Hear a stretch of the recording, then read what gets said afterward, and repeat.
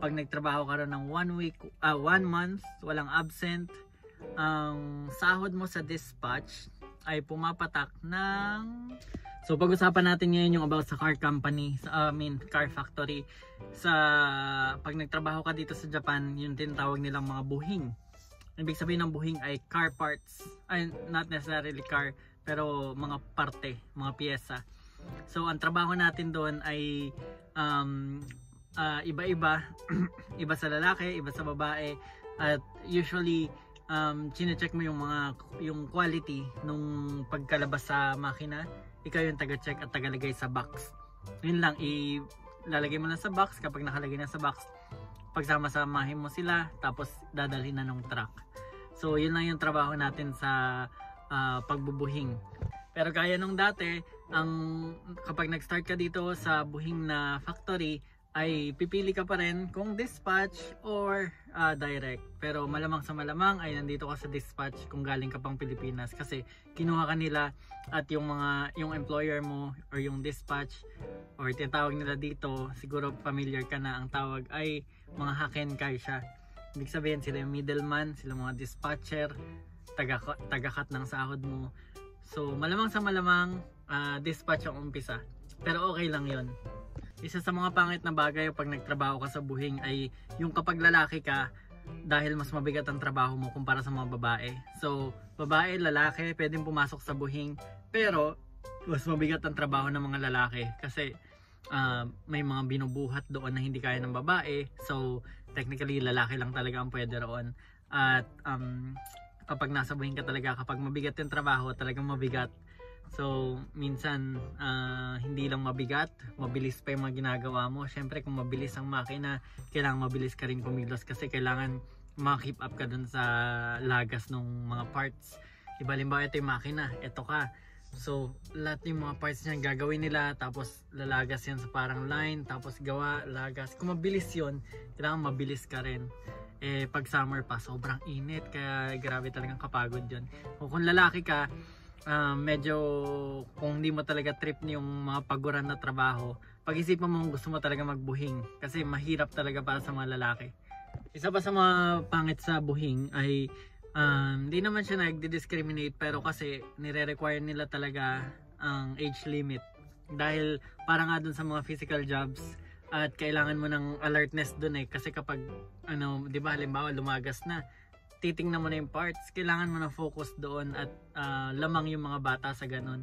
Kasi pag matanda ka na, parang mabagal na yung response ng utak mo. So ayaw ng mga buhing factory yung mga matatanda. So parang may age limit lang sila, depende yun sa company. So isa yun sa mga pangit kung magbubuhing ka kasi magkakaroon ka ng limitation, di ba? Isa siguro to sa pinaka-detrimental o pinaka-pangit kapag magbubuhing ka ay yung schedule nila. Kasi ang tinatawag doon ay parang kotay.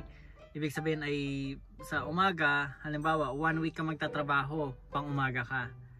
Tapos the next week, 1 week ulit magtatrabaho, pang gabi ka naman. So palit-palitan na ngayon, pang umaga, pang gabi, pang umaga, pang gabi. Nakakasira ng hindi maganda sa katawan natin yun. Although maka-adjust ka man, pero kung feeling mo hindi ganun ka-strong yung immune system mo, hindi mo kaya yung mga puyatan, yung kulang sa tulog, hindi maganda yung buhing para sa'yo. So lumipat ka na lang ibang trabaho kasi mapapalaban ka talaga dito sa schedule.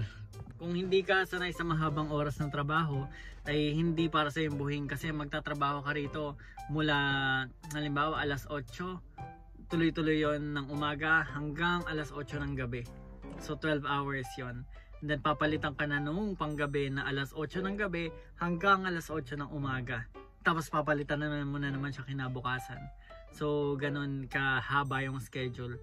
So kung ayaw mo ng mga super habang oras, may mga ilang company pero hindi siya dun sa dispatch company dun sa mga direct company, yung mga kapili ka ng schedule, gusto mo 8 hours lang, possible yon. Pero sa dispatch, malabo. Usually talaga kapag buhing 12 hours yon. Tapos grabe, pukpukan talaga yung trabaho. So kung kaya mo mag 12 hours na trabaho, okay lang sa yung palitan, pang umaga pang gabi, edi try mo magbuhing, maganda rin naman. Isa sa mga pangit pag magbubuhing ay yung pagiging prone mo sa accident, kasi kapag sa buhing, may mga malalaking makina ron na ginagawa, di ba? Yung halimbawa, yung headlight, gagawin yun. May malaking makina yun na panggawa ng headlight. Tapos yung mga makina na yun, mabibigat yun. Tapos yung timing, although hindi naman ikaw gagawa nun, meron kang leader na gumagawa nun, pero delikado pa rin kasi malapit sa'yo yun eh. Halimbawa, kahit nga yung mga parts minsan nakakatusok sa kamay, minsan plastic yun, di ba? So pag pumapasok yun sa mo, sa mga daliri mo, masakit talaga, nagsusugat ka. Tapos yung debris na ginagamit nila ron, di ba? Ay yung materials na ginagamit nila ay parang plastic talaga siya, na parang pellet na mga plastic. So ang tendency kapag niluluto yun doon, naamoy mo yun. So hindi healthy yun para sa atin, kasi parang tinunaw na plastic. Isipin mo, nakaamoy ka na ba noon ng plastic na tinunaw, tas amoyin mo, sakit sa ilong, di ba? Hindi maganda sa katawan natin yun. Pero kung feeling mo naman na-tolerate mo yung mga ganun, okay lang din naman, kasi malay mo in the future ay maging boss ka. Hindi, basta i-consider mo lang din yun, na yung health mo ba, kaya ba ng health mo. Naalala ko tuloy yung isa kong naging leader ron eh, Brazilian siya. Tapos medyo mabait naman siya, kaya lang sobrang tamad talaga niya. Matamad talaga siya. Tipong gagawin niya yung, halimbawa, magluluto na ng parts, no? Kasi lulutuin yan sa makina eh. Gagawin na niya, sa setup na niya. So pagka-setup niya, buong yung 12 hours na yon, siguro gigising-gising lang siya. Matutulog yun, pupunta yun sa sasakyan niya, matutulog. Tapos gigising lang siya kapag tapos na yung lagas, tapos na yung trabaho, tapos gagawa na ng panibago. One time, ganito yung nangyari. Ginagawa niya yung makina, antok na antok siya. Tapos ang nangyari, dahil antok na antok siya, hindi niya masyadong na tansya yung pagbaba niya ron dun sa gawaan ng makina. Nalaglag siya ron, tapos tumama yung paa niya. Grabe talaga, duguan talaga siya. Parang lahat ng inis ko ron napalitan ng awa, kasi sobrang helpless niya. Ako yung nandun eh, so ang bigat-bigat noon, pero hinila ko talaga siya palabas dun sa makina. Sobrang grabe, sobrang bloody noon nung event na yun. Kaya kung medyo clumsy ka o hindi ka maingat sa sarili mo, hindi ka masyado nagpo-focus sa mga galaw mo, ingat-ingat ka, kasi prone sa accident talaga ang pagbubuhing. Doon naman sa mga babae, akala nyo swerte na kayo, di ba? Kasi madali yung trabaho kapag nasa buhing kayo.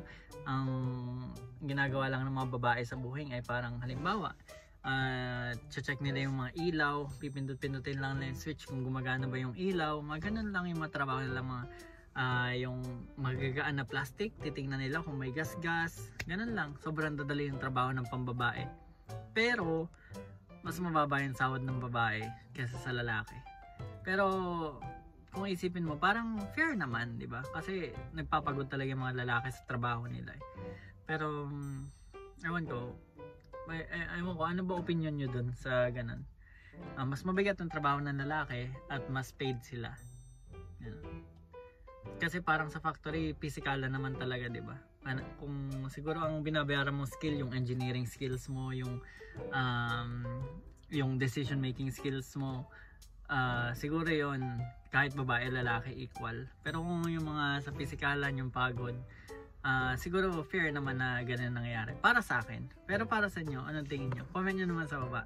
So pag first time mo sa Japan at sa buhing ka na assign, baka mahirapan ka, kasi kailangan usually para tanggapin ka sa buhing ay marunong kang makaintindi kahit konting Japanese, kasi kailangan mo ng instructions eh. Sasabihin nila sa iyo yung mga gagawin mo or yung mga bawal mong gawin, mga dapat mong gawin, dahil nga delikado roon kumpara sa mga obento halimbawa, di ba? Delikado roon sa buhing. Kaya kailangan nating marunong mag-Japanese. Kung hindi tayo marunong mag-Japanese kahit konti, malaki ang chance na hindi tayo tatanggapin sa buhing, lalo't wala pa tayo talagang experience. Okay, so isa sa mga magandang bagay naman ng pag-usapan natin ay kung babae ka tapos nasa buhing ka, masarap ang buhay mo. Kasi usually dun sa mga lights, halimbawa, dun sa mga lens, aircon doon kasi yung mga parts doon bawal mainitan. Tapos so dahil aircon doon, para ka lang nasa opisina pero nakatayo ka nga lang din. Tapos hindi ka napapagod kasi hindi ka pinapawisan, tapos ang gagaan ng binubuhat mo. Yung kumbaga minsan sobrang dali ng trabaho, nababagot ka na doon sa trabaho. Ganong level yung dali ng trabaho ng buhing pag sa babae. Kaya kung babae ka, sa buhing ka, maganda yon. Isa rin sa magandang aspeto kapag magbubuhing ka, yung walang pakialamanan. Kasi isang station doon, halimbawa ako, gagawa ako ng headlights, yung kabila gagawa ng mga lens. May mga space yon na malabo na makapag-usap kayo pero parang medyo malayo, ganun. So ang tendency, mag-focus ka lang sa ginagawa mo, kung ano yung ginagawa mo sa trabaho, yun lang. Minsan nakakabagot kasi walang kausap, pero wala kang rin kaaway, di ba? Hindi ka kaya sa evento talagang magkakadikit kayo tapos mag-aaway talaga, di ba? Puro drama roon. Bigla na lang maniniko, tas ano na pala yun, round 1 na pala. So sa buhing walang ganun. Gagawa ka ng mga kanya-kanya mong diskarte sa buhing. Ginagawa ko noon habang naglalagas, di ba? Check ko. Once na ma-check ko na, kasi bibilis ka niyan kapag lagi mo ginagawa. Na-check ko na, so may time pa ako na tumunganga. Yung bote ko ng tubigan, dinidikitan ko yun ng parang sticker. Tapos sinusulatan ko rin ng mga kanji. Nag-aaral ako ng kanji ron habang pagkalagas ng parts, aral kanji. Pagkalagas, aral kanji. Ganun. So, kanya-kanyang diskarte lang para huwag kang mabagot. So, isa sa maganda sa buhing ay yung experience mo talaga. Kasi once may experience ka na, sobrang daming hiring sa buhing na gusto nila ng mga workers na kagaya mo na may experience. May konting alam ka sa Japanese, may experience ka sa buhing, pagbubuhing, so tatanggapin ka talaga nila. Galingan mo lang talaga sa interview. Mag-prepare ka lang na unti, ganun.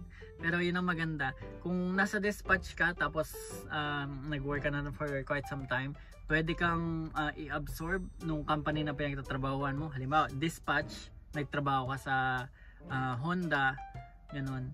Tapos eventually nagustuhan ka ng Honda yung trabaho mo, hindi ka pala absent, tapos magaling ka sa work mo, i-absorb ka nila. Or kung gusto mo naman, nagtatrabaho ka ron, dispatch, Honda, tapos naisipan mo, ang laki ng sahod sa Suzuki So mag-a-apply ka ngayon sa Suzuki. Magpapasa ka ng resume, ang tawag nila ay re-reksyo. Tapos kagaya resume sa atin.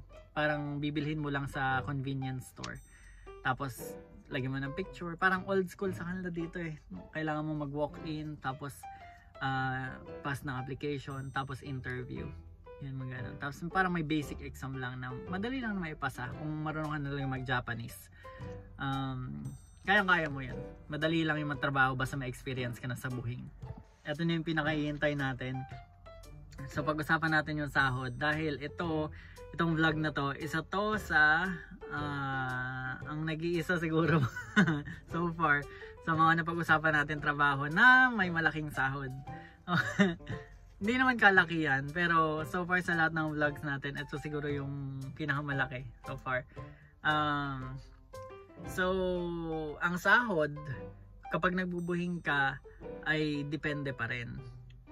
So halimbawa nasa dispatch company, pag nagtrabaho ka rin ng 1 month, walang absent, ang sahod mo sa dispatch ay pumapatak ng 25 lapad or baka mahigit pa sa isang buwan. 25 lapad pero hindi ka lalagpas ng 30. Ganun ang sahod mo sa dispatch. Medyo malaki-laki dahil yun sa 12 hours mo na trabaho at sobrang pagod na trabaho. Yun. So maganda ang kitaan sa buhing. Pero kapag nasa direct ka, doon naman sa direct mas maganda kasi ang sahod mo sa direct ay papataka ng mga siguro 30 to 40 lapad. Ganon. Tapos kung ipo-prorate mo pa yung mga incentives at bonuses, kasi meron yun kapag nasa direct ka.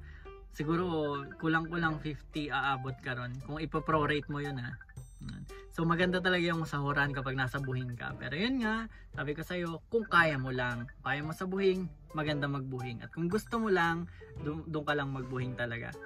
Siguro ma-advise ko lang sa inyo ay kung magbubuhing ka, okay talaga yung trabaho na yun kung gusto mo talaga makakaipon ka talaga sa buhing.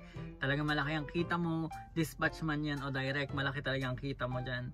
Pero kung lalaki ka, ihanda mo yung sarili mo at dahil sobrang pisikalan yan, sorte mo siguro kung ma-assign ka sa mga magagaan na trabaho tas lalaki ka. May mga possibility kasi na ganun may mga chance na ganun. Siguro medyo magbinabay ka. Kasi parang may physical mobility test, di ba? Gaganon ka, exercise. Magano ganun. In the middle ka lang, huwag kang bida-bida kasi baka naman pag sinobrang hindi ko kaya, baka naman hindi ka tanggapin, di ba? So, balance lang. Ayun lang. So, kung magbubuhin kayo, maganda yan, makakaipon kayo, pero ihanda nyo yung sarili nyo. So kung nagustuhan nyo itong video na to at may gusto kayong pag-usapan trabaho dito sa Japan, like at subscribe nyo lang itong channel ko at i-like nyo na rin yung sa asawa ko, ang pangalan ay Japan. Ito. So salamat sa panonood. Bye bye!